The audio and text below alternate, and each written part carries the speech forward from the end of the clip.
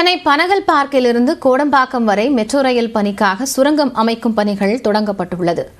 பலிகான் என்ற ராட்சத இயந்திரம் மூலம் துளையிடும் பணி நடைபெற்று வருகிறது. இதுகுறித்து நமது செய்தியாளர் தமிழரசி அளித்த கூடுதல் தகவல்களை பார்க்கலாம். சென்னை டி நகர் பனகல் பார்க்ல மெட்ரோ ரயில் சுரங்க பாதை தோண்டும் பணிகளானது இன்று தொடங்கி இருக்கு. இந்த பனகல் பார்க்ல இருந்து கோடம்பாக்கம் வரை 2 கிலோமீட்டர் தொலைவிற்கு இந்த பணிகளானது நடைபெற இருக்கு. இந்த பணிகள் இந்த ஆண்டு இறுதிக்குள் முடிக்கப்படும் அப்படின்னு எதிர்பார்க்கப்படுகிறது. குறிப்பா சென்னை இரண்டாம் கட்ட மெட்ரோ ரயில் திட்டம் என்பது 116 கிலோமீட்டர் தொலைவில் 3 வழித்தடங்கள்ல அமைய இருக்கு. இவற்றுல கலங்கரை விளக்கம், அதாவது லைட் ஹவுஸ்ல இருந்து பூந்தமல்லி வரை 26 கிலோமீட்டர் தொலைவு. இது 4வது வழித்தடமும் ஒன்று. இந்த வழித்தடத்துல லைட் ஹவுஸ்ல இருந்து கோடம்பாக்கம் மேம்பாலம் வரை சுரங்க பாதையாகவும், அதுக்கப்புறம் பவர் ஹவுஸ்ல இருந்து பூந்தமல்லி வரை உயர்மட்ட பாதையாகவும் இந்த மெட்ரோ என்பது அமைக்கப்பட இருக்கு.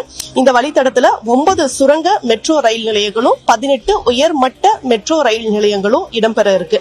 தற்போது இந்த உயர்மட்ட மற்றும் சுரங்கப்பாதை பணிகள், ரயில் நிலையங்கள் அமைக்கும் பணிகள் என்பது நடைபெற்று வருகிறது. இந்த நிலையில பவர் ஹவுஸ் பூந்தமல்லி வரையில் இருக்கக்கூடிய இந்த உயர்மட்ட பாதையில 50% கட்டுமான பணிகள் என்பது நிறைவடைந்திருக்கிறது.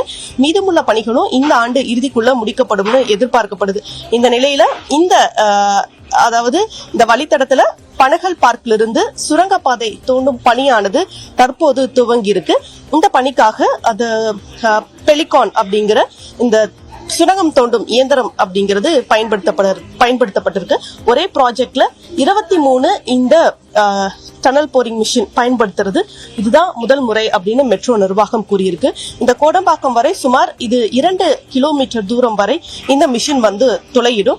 அதன் பிறகு, அதாவது தற்போது ஒரு மிஷின், அந்த டனல் போரிங் மிஷின் ஒரு மிஷின் பயன்படுத்தப்படுது.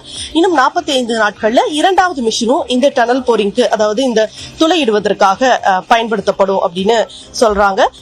இன்னும் ஓராண்டுல இந்த டி நகர்ல இருந்து கோடம்பாக்கம் வரையிலான இந்த சுரங்கம் தோண்டும் பணிகள் என்பது நிறைவு பெறும் அப்படின்னு மெட்ரோ நிர்வாகம் தெரிவித்திருக்கு. ஒளிப்பதிவாளர் ஆனந்தராஜுடன் தமிழரசி, நியூஸ் 18 தமிழ்நாடு.